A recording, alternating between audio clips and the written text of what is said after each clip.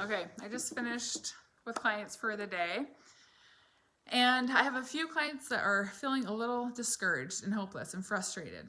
And after they say that, I usually dig and ask some questions, right? And almost always without fail, they've taken a step backwards. They've started giving into the eating disorder a little bit more. They've kind of acted on some urges that they weren't prior.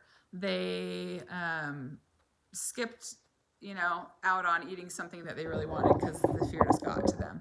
And whenever that happens, whenever you let the eating disorder back in, even just give it an inch, what happens?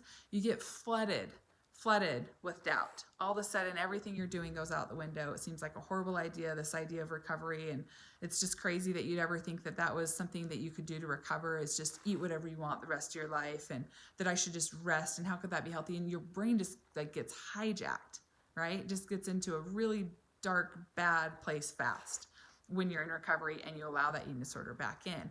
And then it'll take a little bit of reflecting to realize, I see this trend, I see this pattern of me kind of feeling this way every few days. What's going on? And that's typically what I see happening, is people are kind of slipping and kind of getting comfortable with where they're at and not continuously pushing forward. They start sliding backwards. Something to remember in eating disorder recovery is you never stay stagnant for long. Okay, so you're either moving forward or you're slipping back, either slowly or very quickly back. Staying stagnant is pretty hard. It's not very sustainable. It takes so much work. Why?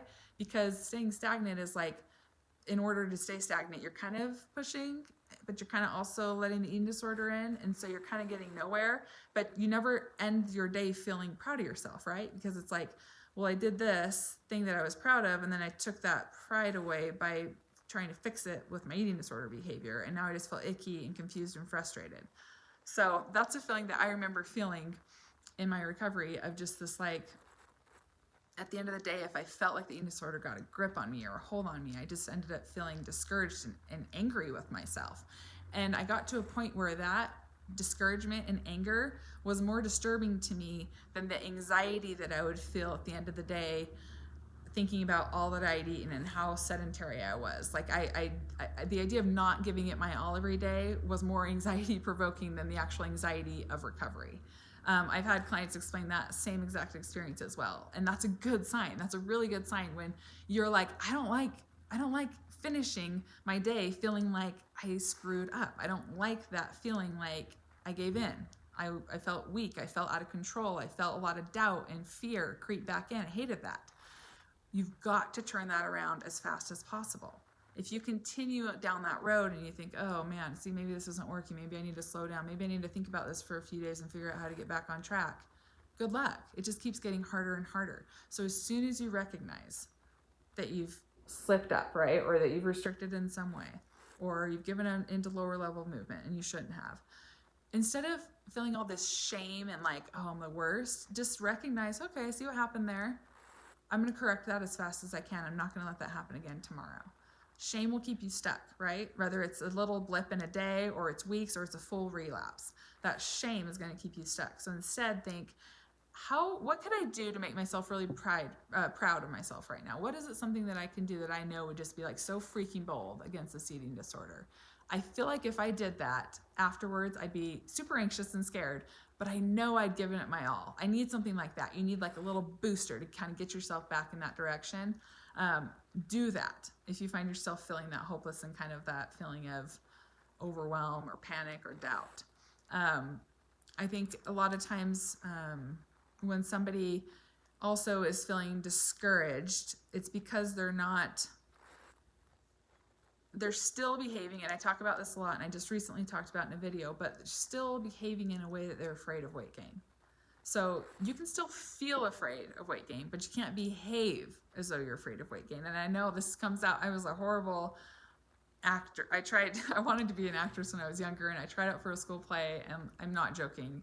Maybe it was my perception, but I do remember the judges were like laughing at me because I had to sing Twinkle Twinkle Little Star, and I'm tone deaf, and it was so bad, and I seriously think they couldn't hold back the laughing, and it was devastating. I was a horrible actress, but I had to learn how to be a good actor in recovery because I was scared out of my mind, but I could not let my actions show that I was scared. It's not like I was eating donuts thinking, I love this. I love that I'm gaining weight doing this and I'm not afraid. Bring it on. I'm not afraid. Like, of course I was having those thoughts, but I was still doing it anyways. And over time, that fear goes down. Okay.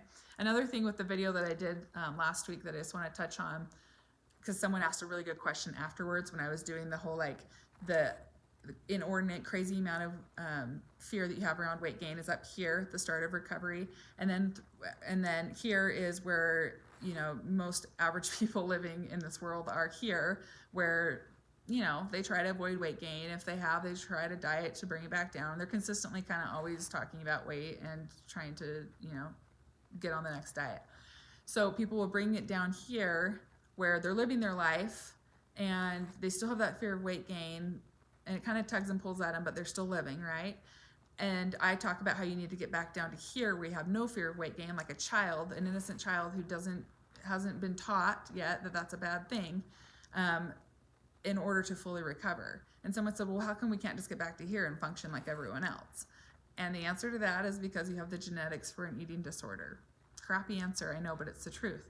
Because if you hang here and just kind of try out diets here and there and try to lose weight here and there whenever you feel like maybe you've gained too much, like, you all know what's going to happen. You're going to relapse. You can't do that. It's playing with fire. So you have to do that extra work to get yourself to that place where the weight gain is completely gone.